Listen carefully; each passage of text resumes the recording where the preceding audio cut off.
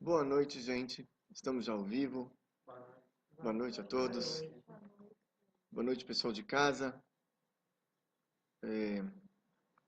Vamos começar nossa aula. Hoje o tema vai ser sobre amor. Se amar demais é pecado ou não. Nós vamos ver hoje pessoas que realmente amavam demais outra pessoa e acabaram pecando por isso. Então, vamos lá. Na verdade, está baseado na porção semanal da Torá, na Parashá da semana, que é Parashat Shlach. E eu vou contar uma historinha antes de começar. Uma historinha que aconteceu na cidade de Helem. Helem era uma cidade na Europa, tipicamente judaica. E as pessoas lá eram muito sábias. Eram muito sábios os moradores de lá, muito inteligentes. Então, você sabe, eles contavam sempre piada de Helem, como se fosse, sabe, aqueles ignorantes, contra o mal olhado. Então, tinha uma vez uma história de que tinha os sábios de Helem, eles resolveram que eles têm que melhorar a inteligência deles, a sabedoria. Escolheram um representante, mandaram para Vilna para aprender sabedoria em Vilna. E o visitante de Helem, o viajante de Helem, ele viajou até Vilna. Quando ele chegou em Vilna, ele foi como é que ele vai aprender sabedoria em Vilna? Ele foi para a sinagoga. Primeira coisa, ele vai para a sinagoga procurar mais judeus. Só que ele chegou um pouquinho tarde, já tinha acabado a reza. Não tinha mais ninguém na sinagoga. A sinagoga estava vazia. Somente ele estava lá. Sentou, começou a ler um livro. Veio o zelador, começou a varrer a sinagoga. O zelador viu um judeu lá, novo. Nunca tinha visto aquele judeu na cidade. Foi, cumprimentou ele. Como vai? Bem-vindo. O que você veio fazer aqui? Ele falou, vim aprender sabedoria. E eu gostaria de conhecer aqui alguns rabinos, rabinos de Vilna, para me ensinar sabedoria.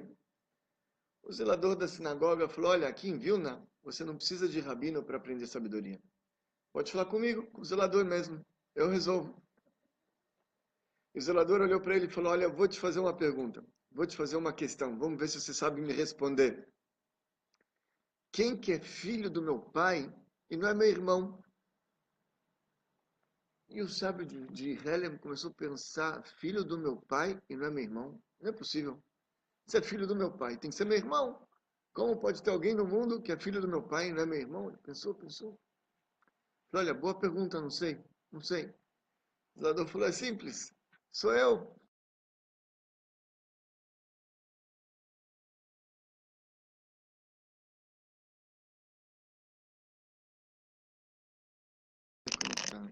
Voltou. Então, ele falou, quem que é filho do meu pai e não é meu irmão? Respondeu o zelador, sou eu. Eu sou filho do meu pai, não sou meu irmão, correto? E o homem de Helem ficou assim, uau, que pérola. Vou voltar para minha cidade, vou arrebentar. Ele voltou para Helem, chamou os sábios de Helem, todo mundo, falou, gente, eu tenho aqui uma sabedoria preciosíssima, uma pérola. Vocês nem imaginam, o zelador da sinagoga de Vilna me ensinou. Juntou os rabinos da cidade, os juízes. Falou, gente, eu tenho uma questão, uma charada para vocês. Quem que é filho do meu pai e não é meu irmão? E os rabinos lá, quebrando a cabeça. Uau, como pode ser uma coisa dessa? Filho do meu pai e não é meu irmão? Eles pensaram. Depois de meia hora, o rabino da cidade se levanta e fala, eu sei. Filho do meu pai e não é meu irmão? Sou eu. Aí levanta o homem e fala, não, é o zelador da sinagoga de Vilna.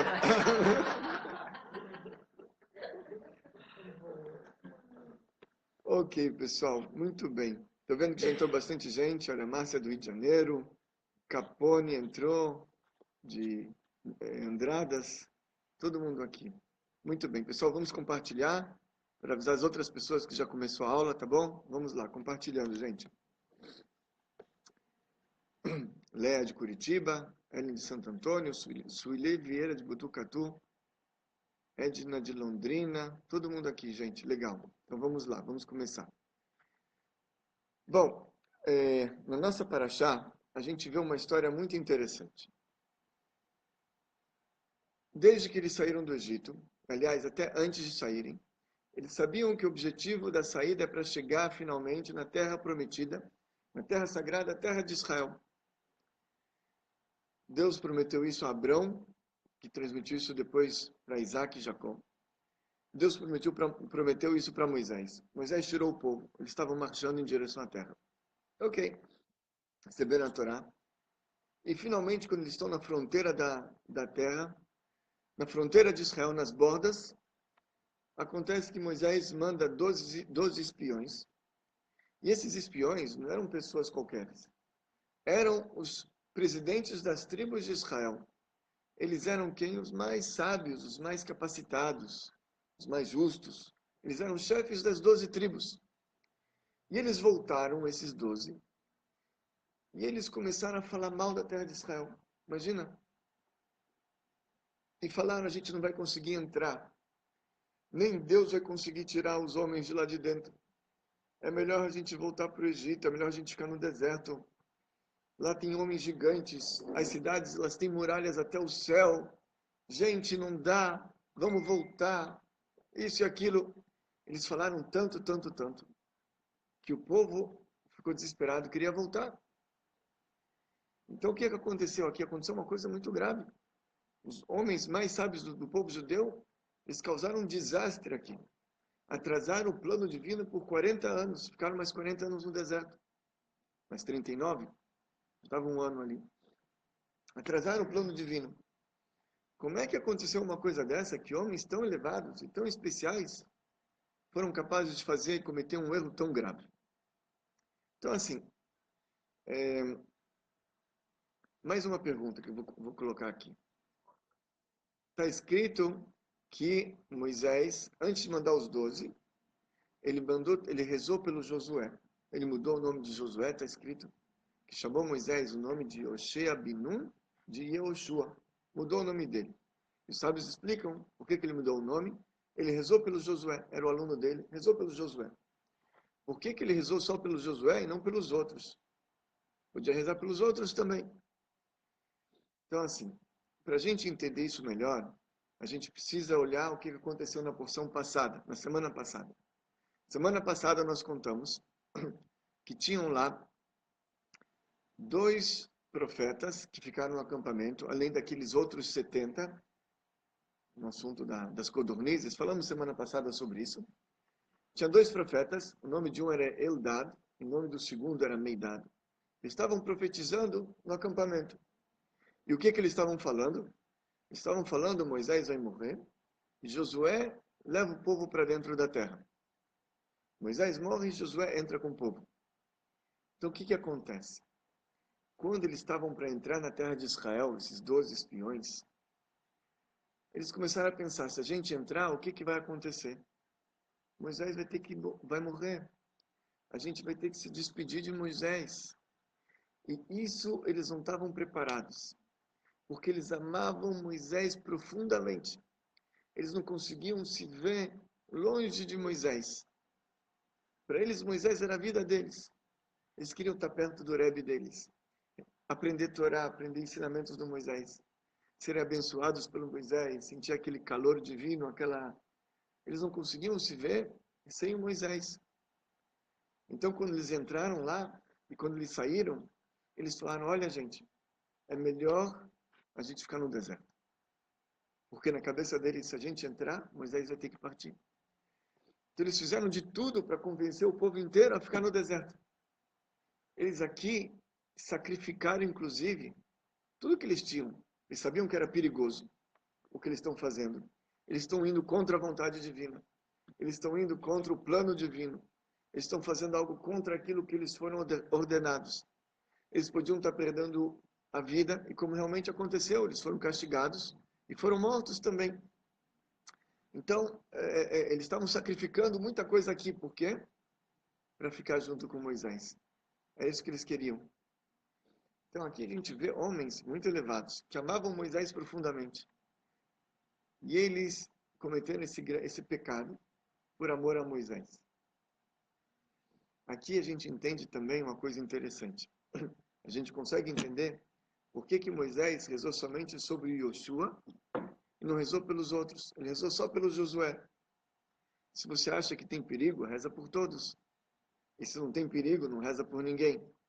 Por que ele rezou só pelo Josué? Porque se a gente olha na porção passada, qual que era a profecia de novo? Moisés morre. E quem leva o povo? Josué. Moisés teve medo de que esses outros espiões acabassem com Josué, para acabar com a profecia também. Se eles acabassem com Josué, pronto, resolveu o problema. Josué não leva mais o povo para Israel. Então Josué estava passando um perigo. Josué até sabia desse perigo. Então por isso Moisés rezou. Hashem, Deus protege Josué da mão dos espiões. Ok? Muito bem. Então a gente começa a entender o que estava acontecendo na cabeça dos espiões ali. Mas, se é assim, surge uma pergunta. Os 10 homens amavam Moisés ao ponto tal de quererem sacrificar a vida para ficar no deserto com Moisés. Mas o Josué, será que ele também não queria isso? Queria que Moisés morresse? E o outro espião, que era o Caleb, também, será que ele não estava junto com os outros 10? Também queria que Moisés morresse para eles entrarem na terra de Israel? Era isso? Cadê os dois? Josué ainda era o aluno de Moisés. Dele deveria se esperar uma outra atitude para ficar com Moisés. Mas não, Josué não. Vamos entrar em Israel. Caleb virou para o povo depois, falou, vamos entrar em Israel. A gente consegue. Por quê? Então a verdade é assim, pessoal. Antes de responder, vamos fazer uma pergunta para vocês e para o pessoal que está aqui também assistindo. Qual é a pessoa que vocês mais amam nessa vida? Qual é a pessoa que vocês mais amam aqui na Terra? Vamos ver, o pessoal que está escutando, pessoal, vamos lá, vamos postar. Quem que vocês mais amam? Então, a Maíra falou que ama o marido. Ótimo. A Giane também? Olha só, gente. Exemplos de Brenor a gente tem aqui. Que a Ana Cláudia ama o filho. Quem mais? Pessoal lá de casa. Vamos postar. Quem que vocês mais amam? Ok, Paulo Sérgio ama a esposa e os filhos. A Leia os filhos, ok? Quem mais? Leonardo ama os pais dele. Edinaldo ama a filha, ok? O Lã Gabriel a mãe. O Blenor Brasil, o Gabriel, meu filhão. A Eva, os 2 filhos e a mãe. A Alessandra ama a filha. Diomar ama os filhos. Miriam ama os filhos. Renato Pacheco, os filhos e a esposa. Quem mais? A Maria ama os filhos. Sandro ama a esposa e ama os filhos. O Antônio ama o neto dele mais ainda que os filhos. Olha, puxa, bacana. Silvio Guimarães ama a mãe e as filhas. Ok. O Silvio, a Solange ama a Díria. Ama a Díria e a filha. Ok. Quem é a Díria, Solange? Edmar ama a mãe, a filha. Elba, mãe. Quem mais? Marcos ama o filho. Olha, gente, todo mundo. Esse ama a esposa, o Thiago, parabéns. O Silvio também é a esposa. Capone ama a Deus. Alberto, muito bem. Duvido, viu? Duvido, Alberto, que você ama mais a Deus do que os filhos, mas tudo bem. Muito bem. Então vamos lá. Eu vou falar para vocês. Eu acho que ninguém acertou aqui. Tem uma pessoa que todo mundo ama mais ainda que os filhos, ama mais ainda que o pai, que a mãe, que todo mundo. Cada um, a pessoa que você mais ama na vida, gente, pode ter certeza é você. Você é a pessoa que você mais ama nesse mundo. Pode ter certeza. Tem uma mitzvah da Torá de amar ao próximo como a si mesmo. Você tem que tentar amar o próximo, que seja o marido, os filhos, ou quem for que seja, como você ama a si próprio. Se você conseguir, tá ótimo. É a mitzvah mais difícil que tem. Amar ao próximo como você se ama. Ok? A pessoa que você mais ama é você. Está escrito, sobre todas as suas transgressões, o amor vai encobrir. Você consegue suportar as suas transgressões, os seus erros. Os erros dos outros é muito difícil. Né? Você que falou que você ama, por exemplo, seu marido. E quando o seu marido, ele chega bêbado em casa, por exemplo. Talvez ele não é um bom marido, Benor, ele não chega bêbado em casa nunca. Mas quando seu marido chega mal-humorado e ele fica bravo com você e briga com você, você consegue ainda relevar isso?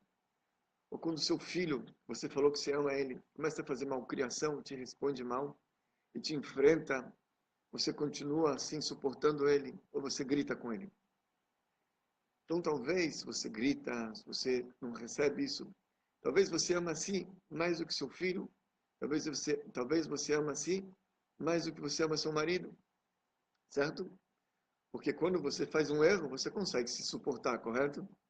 Você não fica com ódio seu, com raiva de você. Você tem desculpas para tudo.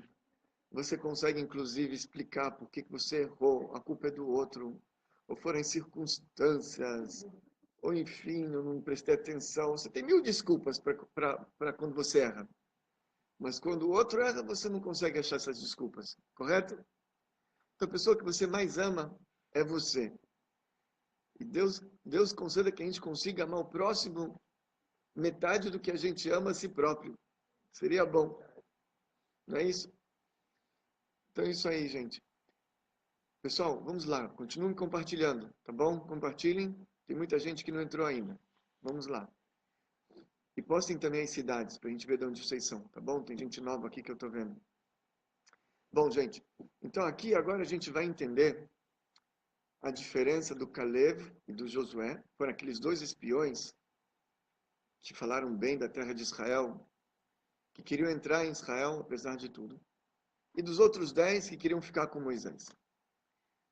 Os outros 10, eles amavam a Moisés. E eles queriam estar perto de Moisés. Caleb e Josué também. Ou seja, existe uma diferença muito tênue entre você amar uma pessoa e querer ficar próximo a ela. A princípio, você pode falar, olha, é a mesma coisa. Quando eu amo alguém, eu também quero estar próximo dela. E se eu estou próximo dela, é porque eu amo ela. Eu quero estar próximo porque eu amo. Mas a diferença é grande. É uma linha tênue, mas dá água para o vinho. Quando você quer ficar próximo, a diferença é assim. Quando você tem que dizer tchau, goodbye, leitraut. Quando você tem que dar tchau para a pessoa. Quando seu filho vai viajar para o exterior, vai fazer uma faculdade lá, vai ficar 4 anos fora.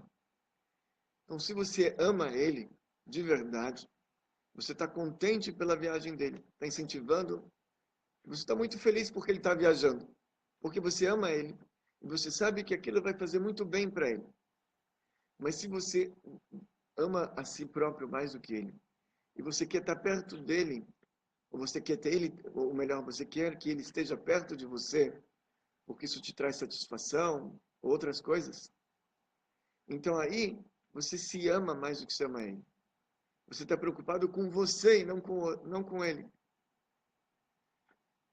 E assim com tudo da vida. Tudo da vida. Então aqui, essa era a grande diferença que existia entre Josué e Caleb e os outros 10 espiões. Josué e Caleb, eles amavam Moisés de verdade. Está certo que se entrar em Israel, Moisés tem que partir. Mas essa é a verdadeira vontade de Moisés. Então, se essa é a verdadeira vontade de Moisés, vamos fazer o que ele quer, não o que nós queremos. De outro lado, os outros 10, eles também gostavam de Moisés. Mas eles queriam Moisés do lado deles, pertinho deles. Eles não conseguiam suportar a ideia de Moisés partir. Eles queriam que Moisés estivesse próximo. Isso me lembra, gente, uma história bonita que a gente tem de um grande sábio judeu. Esse sábio era o grande Rabi Akiva. Acho que a maioria das pessoas já ouviu falar dele. Rabi Akiva, ele era um pastor ignorante. A esposa dele, aliás, ele era solteiro ainda. A filha do patrão dele chamava-se Raquel. E o patrão dele tinha muito rebanho, muitas ovelhas, era um milionário. Era um dos homens mais ricos de Israel daquela época. Multimilionário. E a filha desse multimilionário, a Raquel, ela botou o olho aonde? No Akiva, no pastor. Só que naquela época, o Akiva, pastor, ele era um analfabeto. Ele não sabia nem ler. E ela veio para o Akiva e falou, Akiva, você não quer casar comigo? Ele falou, olha, não debocha de mim, por favor. Eu já sou um pobre coitado. Não zomba da minha cara, por favor. Eu já sofri muito. Mas ela vinha todo dia, insistia, até que ele entendeu que ela estava realmente é, com intenções sérias ali. Não estava brincando com ele. Ele falou, mas olha, eu sou ignorante, como é que você vai casar comigo? Seu pai nunca vai perdoar. E ela falou, mas se você casa comigo, você me promete que você vai estudar a Torá? Ele falou, prometo. Eles casaram. Só que o que aconteceu? O pai deserdou ela depois do casamento. Falou, não. Deserdou. Não dá. E eles foram morar num palheiro. E eles dormiram lá. Ela acordou com a cabeça cheia de palha, cheia de feno. E ele falou para ela, vai chegar um dia que eu vou te comprar uma coroa de ouro, gravada Jerusalém na coroa. Um desenho da cidade de Jerusalém. E assim foi, eles começaram a vida. Eles não tinham onde cair morto. E um dia ele estava andando, ele viu que tinha uma goteira caindo em cima de uma pedra e fazia um buraco na pedra. Ele falou, olha só, água dura, pedra mole, tanto fura até que bate. Tem razão. E aí ele falou, se a Torá, se a água consegue fazer um buraco na pedra, com certeza a Torá vai conseguir entrar também na minha cabeça, que é dura como a pedra. E aí ele falou para a mulher, mas eu tenho muita vergonha. Veja, eu vou entrar lá na Yeshiva, só tem crianças pequenas, eu não sei nem ler direito. Não sei nem ler, vou passar vergonha. Ela falou, não, você não vai passar vergonha. Vamos fazer o seguinte, tá vendo esse camelo aqui? Vamos plantar aqui uma flor em cima do camelo. Falou, mulher, só falta isso, o que aconteceu com você? Falou, vamos plantar uma flor. Encheram a corcunda do camelo de terra, botaram lá uma florzinha, plantaram, regaram a flor. Ela falou, agora a gente vai na feira, vamos passear na feira. Ele falou, não, mulher, só faltava isso. Passear na feira? Ele falou, vamos passear na feira. E olha, vamos passear ainda na hora da xepa, viu? Meio-dia, meia, uma hora, vamos lá, na hora que está todo mundo lá. Eles foram na feira, ele estava morrendo de vergonha. Eles passearam com o camelo, com aquela flor, todo mundo riu deles. Mas foi uma festa na feira, todo mundo caiu na gargalhada.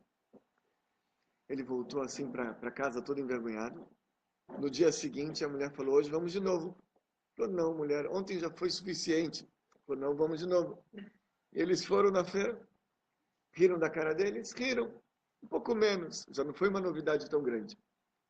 Terceiro dia, a mesma coisa, quarta, quinta. Daí por diante já se acostumaram, pararam de rir. Falou, tá vendo, marido? Você vai lá para estudar com as crianças. No primeiro dia todo mundo vai rir da sua cara. No segundo, na primeira semana. Depois vai virar normal. Ninguém vai mais rir, você pode ter certeza. Pode ficar tranquilo. E assim ele fez isso, seguiu o conselho da esposa. E ele foi para Yeshiva, começou a estudar do zero com as crianças pequenas. Ele era muito sábio. E foi estudando, estudando muito. Ficou 12 anos estudando. Depois de 12 anos, ele volta para casa. E ele está chegando em casa, ele escuta uma conversa da esposa com o vizinho. E o vizinho, obrigado. Bom, o vizinho fala para ela, mulher, viu bem feito que você casou com aquele ignorante. Você tinha que ter escutado o conselho do seu pai. Seu pai é um homem sábio. Viu o que dá casar com ignorante? Ele sumiu. 12 anos ele não volta para casa. 12 anos ele não vê você. Viu? Bem feito. Ela falou, o quê? Eu estou muito contente, estou muito feliz com meu marido.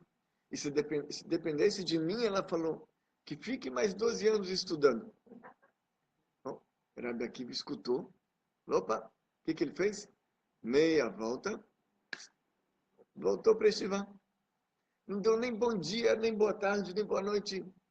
12 anos não viu a esposa. Só escutou que ela quer que fique mais 12 anos, se dependesse dela. Meia volta foi embora. É assim que se trata uma esposa. Você entra em casa, toma um café, bate um papo, bota a conversa em dia, vê como é que vê como é que estão as crianças. Talvez algum deles já casou.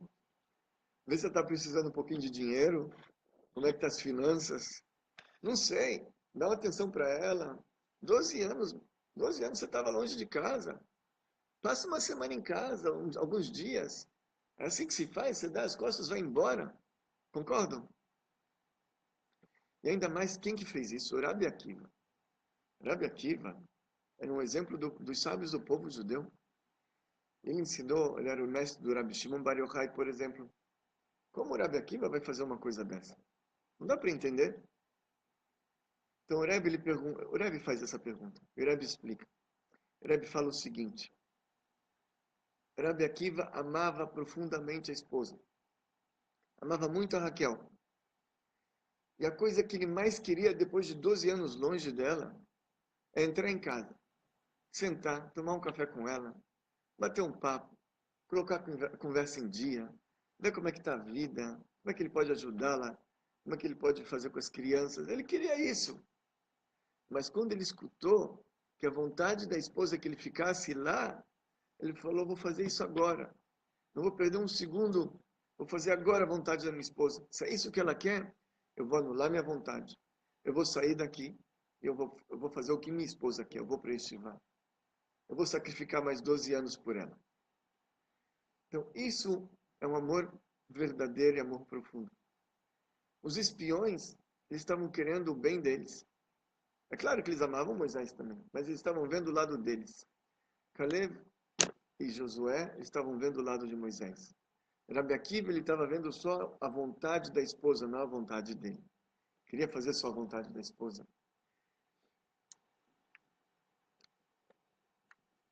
Tinha um Rebbe, esse Rebbe era o Rebbe de Aft. Esse Rebbe de Aft, ele foi na encarnação anterior, não na anterior, algumas encarnações atrás, um sumo sacerdote. Escreve que ele foi um sumo sacerdote, ele sabia, ele falava. Tanto é que na liturgia judaica, no dia de Yom Kippur, tem um trecho que se lê, que o sumo sacerdote falava tal e tal coisa, quando ele entrava no santuário. Esse Rebbe de Aft, quando ele rezava esse trecho, ele falava, quando eu entrava no santo santuário, eu falava isso, isso e aquilo. Ele falava sobre si. Ele foi o sumo sacerdote. E ele era um homem que amava muito ao próximo. Ele amava muito ao próximo, ele inclusive pediu para na lápide dele não escrever nada mais a não ser de que ele amava ao próximo, nenhuma outra qualidade. E assim tá, até hoje. Você vai no túmulo dele e está lá, amava ao próximo. E conta-se uma história que certa vez ele estava na sinagoga e veio uma pessoa conversar com ele, um outro judeu. E o judeu começou a falar, Rebbe, fiz tal e tal, transgredi.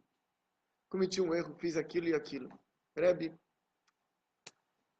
me dê um conserto, Rebbe, conserta a minha alma.